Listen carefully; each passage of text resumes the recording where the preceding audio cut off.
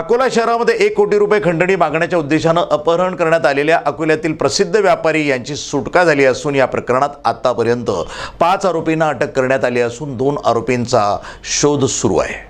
2 दिवसांपूर्वी अकोला शहरातील रायली जीन परिसरात एका व्यापाऱ्याच्या अपहरणाने अकोला शहरात भीतीचे वातावरण निर्माण झाले होते। तर शहरातील रामदासपेठ पोलीस ठाणे अंतर्गत असलेल्या रायली जीन परिसरात व्यवसाय करणारे अरुण वोरा या व्यावसायिकाचे अज्ञात आरोपींनी अपहरण केले होते। तर आरोपी हे 1-2 तासांपासून वोरा यांच्यासाठी दबा धरून बसले होते आणि संधी मिळताच त्यांनी वोरा यांचे अपहरण केले। या अपहरणकर्त्यांत एक आरोपी हा अरुण वोरा यांच्या कारखान्यात अनेक वर्षांपासून काम करणारा असून आरोपींनी वोरा यांना डोळ्यावर पट्टी आणि हातपाय बांधून गाडीत बसवून शहरालगतच्या भागात फिरवून शहरातीलच चिवचिव बाजारात रात्रभर ठेवले होते। यानंतर पहाटे आरोपींनी वोरा यांना शहरापासून 15 किलोमीटर असलेल्या कान्हेरी सरप या गावात एका ठिकाणी कोंबून ठेवले। मात्र या काळात आरोपींना वोरा यांच्या कुटुंबियाशी संपर्क साधता आला नाही, त्यामुळे ते खंडणीची मागणी देखील करू शकले नाहीत। शेवटी पोलीस आपल्यापर्यंत पोहोचणार या भीतीने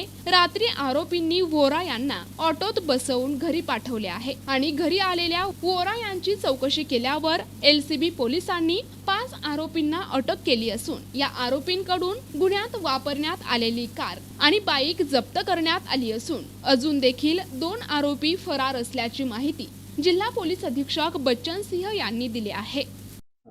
13 तारीखची रात्री बिझनेसमॅन श्री अरुण बोरा याची किडनॅपिंग झाली होती। याच्या अनुषंगाने रामदासपेठ पोलीस स्टेशनला 363 खाली गुन्हा दाखल करण्यात आला होता। त्याची तपासामध्ये SDPO सिटी श्री सतेज कुलकर्णी, PI LCB श्री शंकर शेळके और PI रामदासपेठ मनोज भवरे याची वेगळी टीमनी तपास सुरू केली होती। काल रोजी यामध्ये 25,000 ची बक्षीस पण आमच्याकडून अनाउन्स करण्यात आली होती।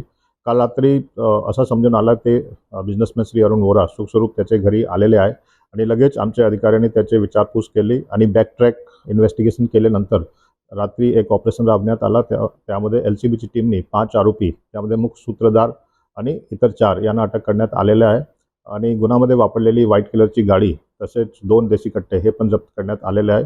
आणखी 2 आरोपी त्यांनी रेकी केली होती ते पण निष्पन्न आहे, त्याचा पण शोध सुरू आहे।